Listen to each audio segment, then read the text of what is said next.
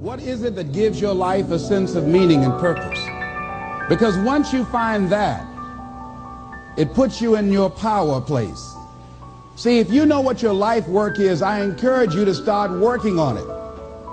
If you can't do it all at one time, do just a little bit of it. And if you don't know what it is that you showed up to do, if you don't know why you're here, I encourage you to find out what your purpose is here. What is the meaning of your life?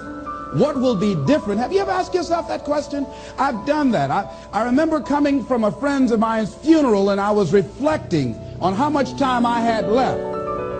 And I went for a walk in a park thinking about this guy whose life was so promising. And I mean, he wasn't an old guy. He was quite young, in fact. And I thought about all of the things that he said he was going to do, and he never got a chance to do those things.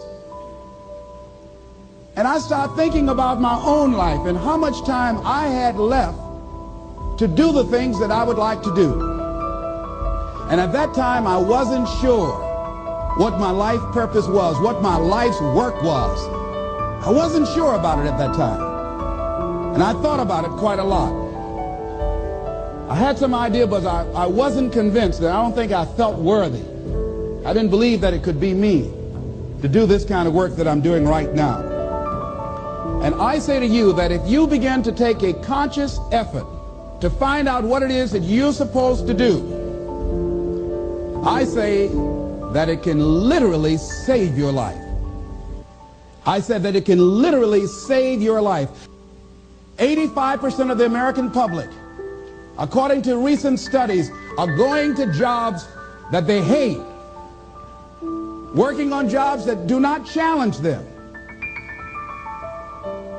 They get sick thinking about going. Because, see, when you go to a job and you already know how far you can go, you can already see that proverbial glass ceiling. See, when you're going someplace and you already know how much you're going to make, you already know how far you can go, you're in a dead-end position. It erodes your self-esteem. It lowers your sense of yourself. It creates an inner turmoil. It creates an emptiness in you. So I say that your life is worth finding what it is that you're supposed to do. And I'm not saying quit your job. I'm saying find it and do just a little bit of it. Just start working at it just a little bit, but do find out what your work is and hold on to it, and don't let your dream go. Don't let it go. See, and here's something else I want you to begin to look at. Why is it that most people don't pursue their dreams or don't do better than what they're doing if they're capable of doing it? I think that many of us don't go the next step because we don't know what to do yet. And I say that the reason that we don't even explore the possibility of what to do is because subconsciously we don't believe that it can happen for us, and we don't believe that we deserve it. So here's what I'm suggesting. How much time do you spend working on you? How much time do you spend every day working on your dream? In the last 90 days, how many books have you read? In the last year, what new skill or knowledge have you acquired? What kind of investment have you made in you? So I'm saying that as you begin to look at where you want to go, if you want to make it today, and things are changing so fast you have to literally run to stand still, I'm saying that you've got to make some conscious effort to begin to work to develop you. Here's something else. Most people are not living their dreams because of fear, ladies and gentlemen. Fear, limited vision, and lack of self-esteem is what keep most people doing things they don't want to do. The same reason that people stay in relationships where they're abused or they're unhappy or it's unfulfilling, they can't see themselves beyond that relationship. They can't see themselves enjoying life without that person. They think that this is all that they can do. The same reason that people get stuck at a certain level in life. They can't see things being better for them. And they think that this is it and this is all they deserve. This is all they've ever seen. It's been passed on to them. And they think that this is it for them. Oh no. I was looking what Dr. Blanton Smiley Blanton, who is a colleague of Dr. Norman Vincent Peale. What he said about fear, he said, fear is the most subtle and destructive of all human diseases. Ladies and gentlemen, fear kills dreams. Fear kills hope. Fear put people in the hospital. Fear can aid you. Fear, ladies and gentlemen, can hold you back from doing something that you know within yourself that you're capable of doing, but it will paralyze you. And it seemed like you're in a hypnotic spell. And I ask you a question, what is the benefit? What's the benefit of allowing fear to hold you back? What's the benefit of giving up on yourself, of not stepping out on life and taking life on? What is the benefit for you? What's the plus in that? It's one of the things I had to ask myself. So I didn't want to make any mistakes. I wanted everybody to like me. I wanted to be perfect the first time I did something. It's not going to happen. You're going to make some mistakes. You're going to hurt some folks' feelings. You're going to create some enemies whenever you decide that you want to begin to take life on. You've got to ask yourself, how long am I going to allow this to hold me back? I like what Zig Ziglar says. He said, fear is false evidence appearing real.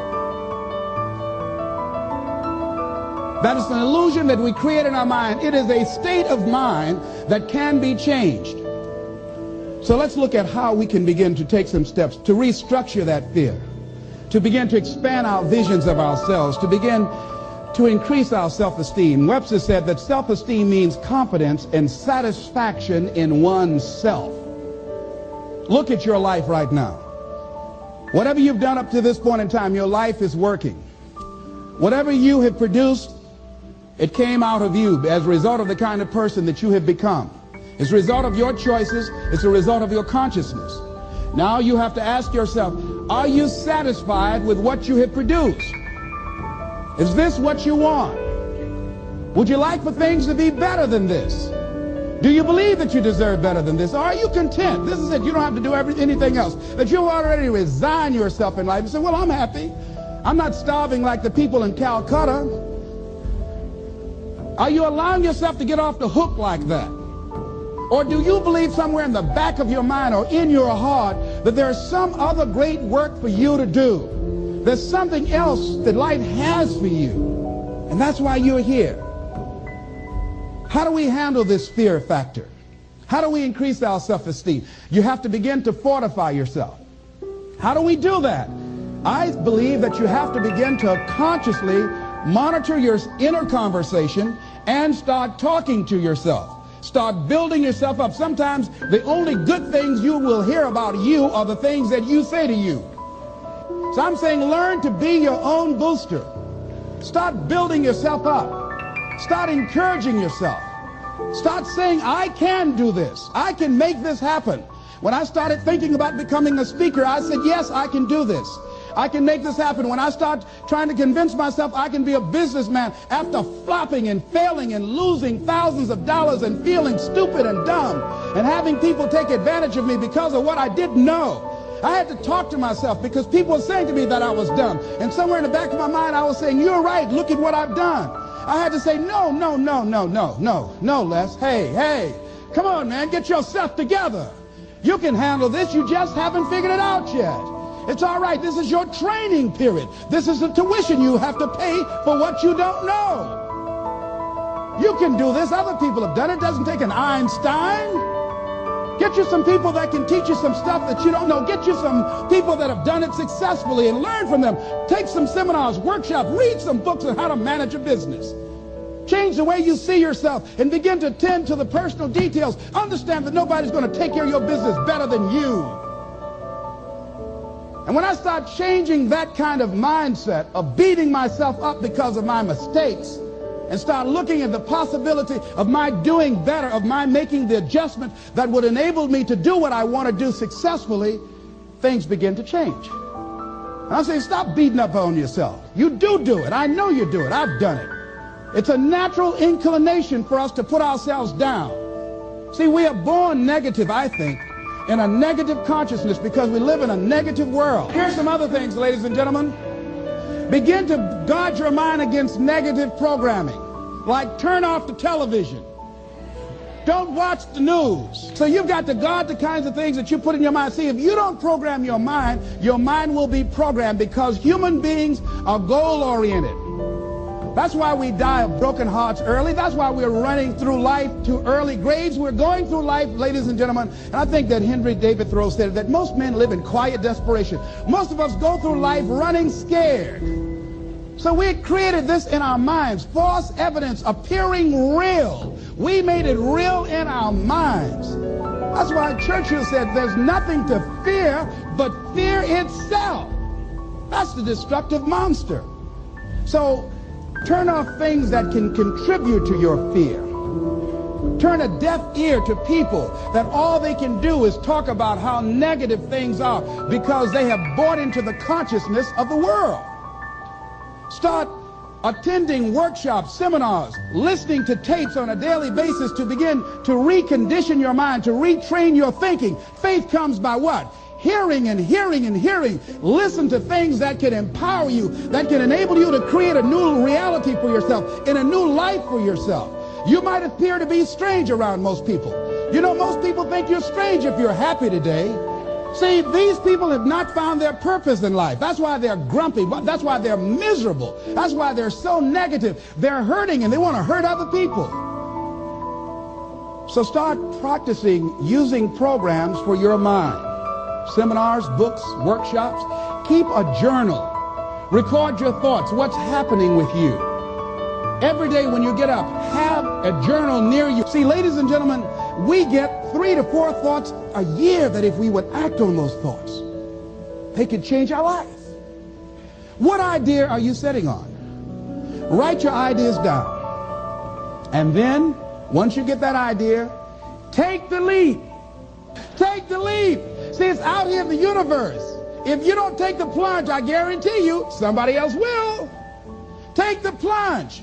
Go into action. And ladies and gentlemen, you will be surprised how things will come together. You'll be surprised. Now, you're going to have some difficult challenges. I can tell you that now. Be aware of that. Things are not going to work out exactly right. For a time they will, sometimes. And that's when life is just playing a game with you. I want you to feel good and relax. But ladies and gentlemen, go into action with your dream. And don't avoid where the fights are. Get in the midst of the fight. Get knocked down so you can learn how to fight, so you can hold your position. See, most people don't get out in the arena of life because they don't want to fight. Most people don't get out there because they don't want to get knocked down. They don't want to be dropped to their knees. But see, you're going to be dropped whether you're on the field or whether or not you're sitting on the sidelines. You're going to be dropped. So at least get dropped for something. See, that's how most people are spectators in life. You don't want to be a spectator. You want to get out in the field where the action is. And you will be amazed. After the struggle, there will be a calm period and things will begin to click for you.